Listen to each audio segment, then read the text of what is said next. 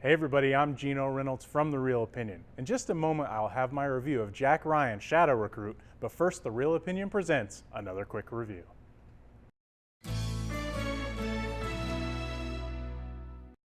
So, this movie tells us that if a woman on her honeymoon has quote-unquote sexual relations with the devil in a seedy nightclub, she will give birth to the Antichrist.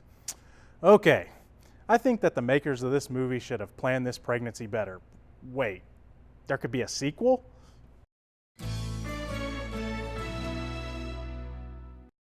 After September 11, 2001, economics student Jack Ryan, played by Chris Pine, decides to join the military. After a horrible accident, Ryan is left not able to walk.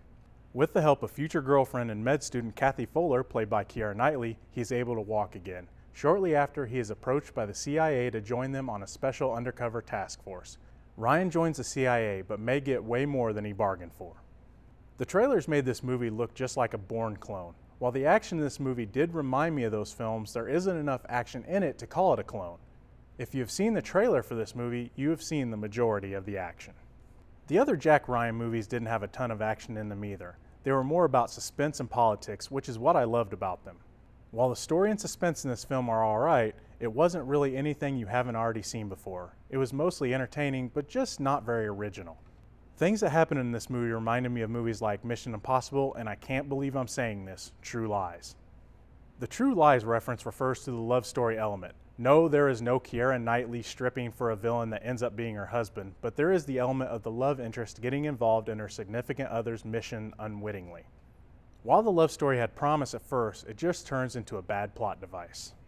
One more thing, where did Kevin Costner come from all of a sudden? He is in a lot of things coming up, and it's about time.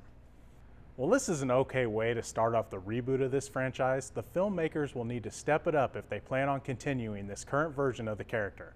I would put this near or on par with Sum of All Fears, but nowhere close to the other Jack Ryan films. It's a rental at best. But remember, it's only just one guy's opinion.